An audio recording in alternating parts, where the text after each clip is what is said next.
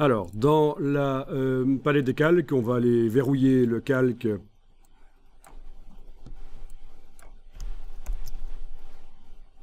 Je pourrais verrouiller l'objet, mais je vais carrément verrouiller tout le calque.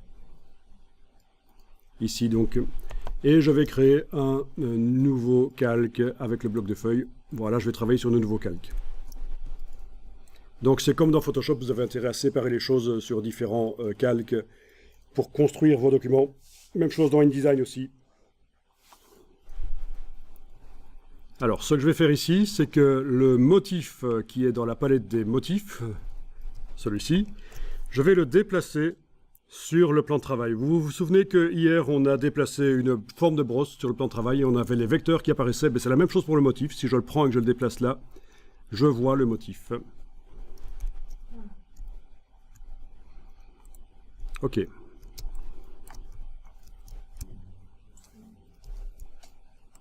Je vais ouvrir un peu ici le calque avec le petit triangle, le groupe, voilà, pour regarder ce qu'il y a à l'intérieur. Et alors, parmi toutes les choses qui sont là, qui composent le motif, il y en a une qui est très importante, c'est celle-ci. Vous pouvez la sélectionner avec le petit rond ici, la cible. C'est un rectangle qui ne contient aucune couleur de fond, aucune couleur de contour, et qui est situé tout en dessous de ce qui crée le motif. Eh bien, ce rectangle, c'est ce qui sert de recadrage. C'est ce qui sert à faire le motif sans raccord visible, en fait. Il est super important, ce rectangle. Donc, vous allez pouvoir éventuellement le verrouiller pour être certain de ne pas le modifier.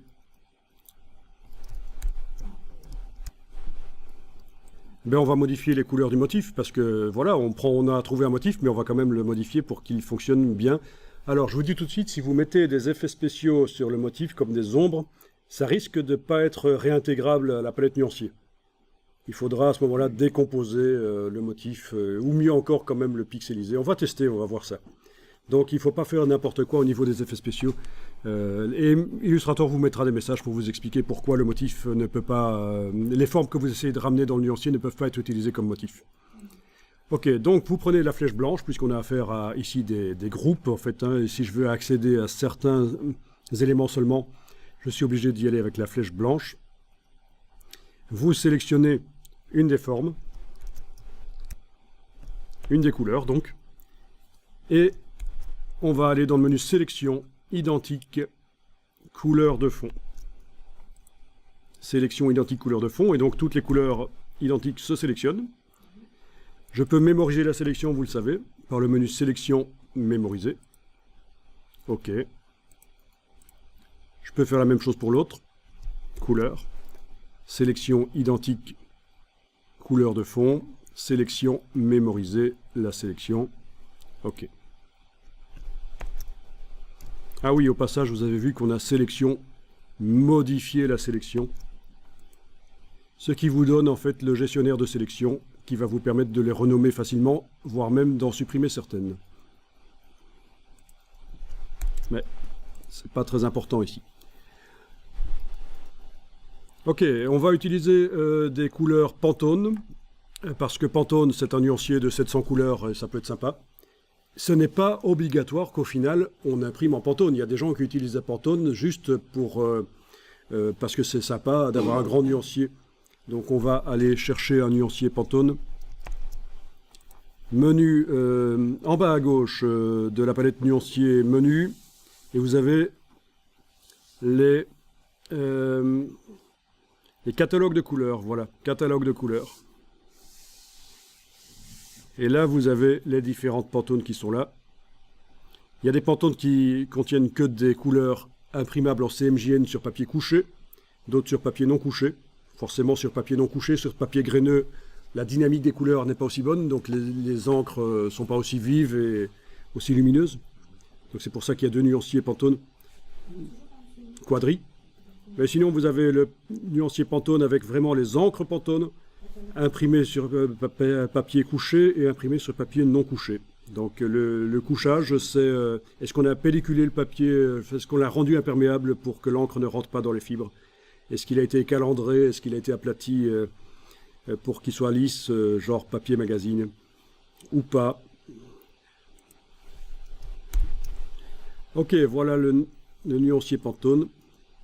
Si vous connaissez le numéro de la Pantone, vous pouvez le taper là. Parce que vous avez un nuancier par exemple.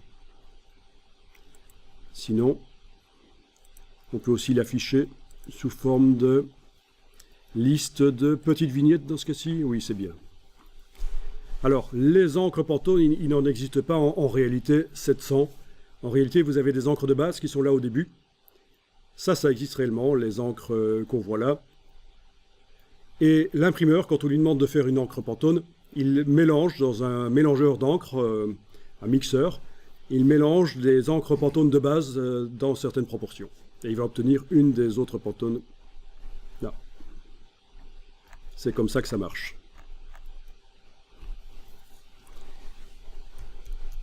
Alors là, vous pouvez choisir ce que vous voulez. D'office, vous allez voir que les encres Pantone sont des espèces de couleurs globales, mais bon, c'est pas si évident que ça.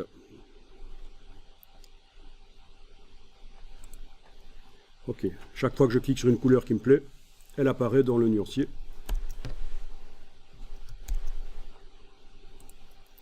Et bien sûr, en allant dans le menu sélection, chercher la sélection, je peux sur le fond, pas sur le contour, bien sur le fond, aller mettre une des encres que j'avais choisies.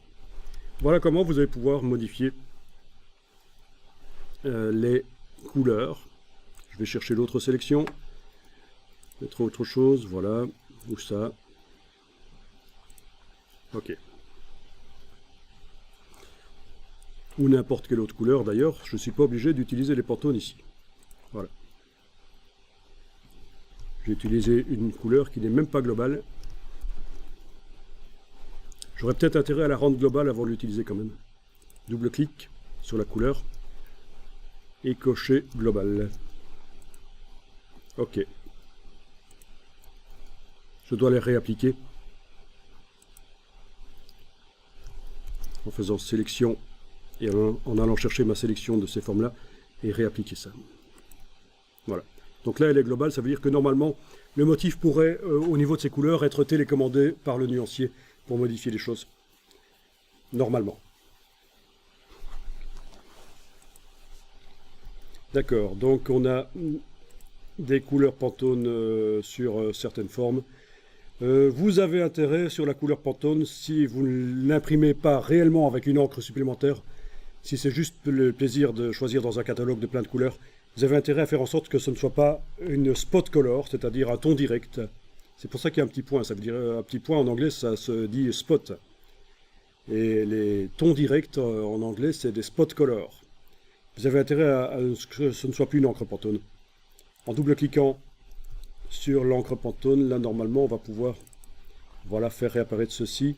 Et au lieu que ce soit créé par catalogue de couleurs, je peux passer en RVB par exemple. Voilà. C'est la même couleur mais cette fois-ci créée en RVB.